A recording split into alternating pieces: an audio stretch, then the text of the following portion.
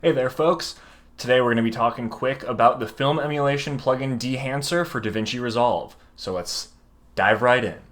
Full disclosure, Dehancer is providing me a license to their product for making this video.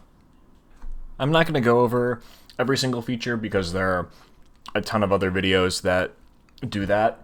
So instead I'm just going to go over some of the quirks of the software and some of the things that I haven't quite been able to figure out so that you are aware of them. The first thing that I think you should be aware of is it really crushes highlights. So this is this clip straight out of Dehancer. And you see the whites are really gray. They're very, very crushed. Like on an actual Hollywood movie, this should be white. On a digital image, this should be white. So I had to put another node in here to brighten that up back to somewhere that I would expect it to be, which isn't a big deal. It's just there's no setting within Dehancer to actually bring the fidelity of those whites back. Another thing that you should be aware of is I think the accuracy of the emulation kind of depends on the scene.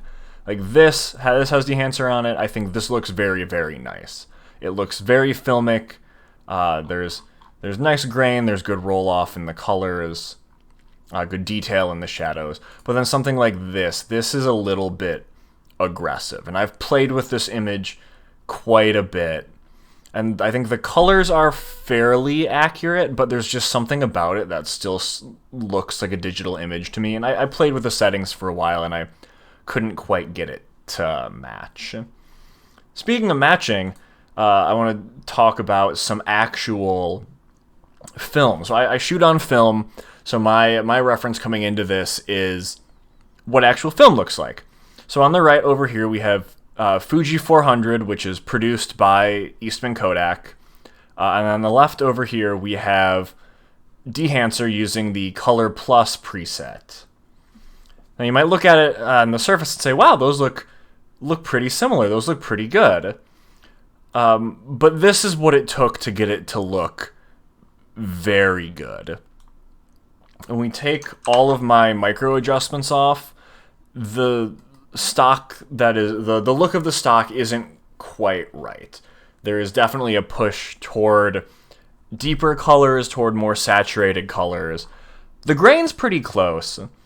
The roll off and the dynamic range is pretty close, but I don't think the color is super duper accurate.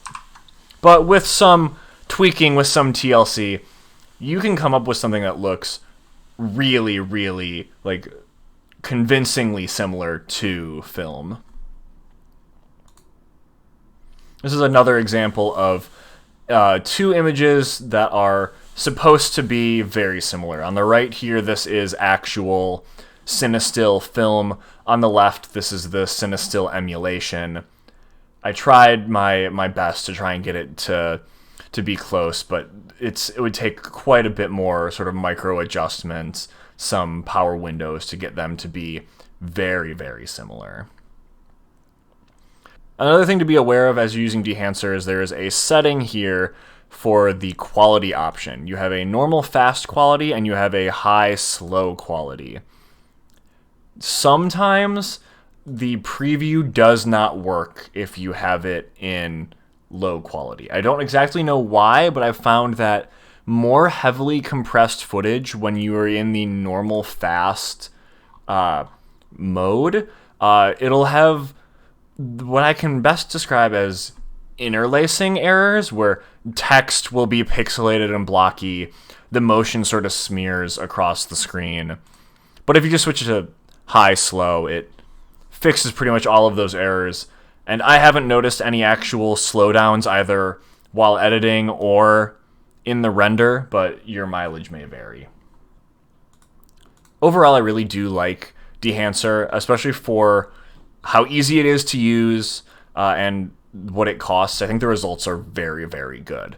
So you look at this image, and I got something that is very filmic, looks very pleasing, very 1980s Indiana Jones with just 3 nodes.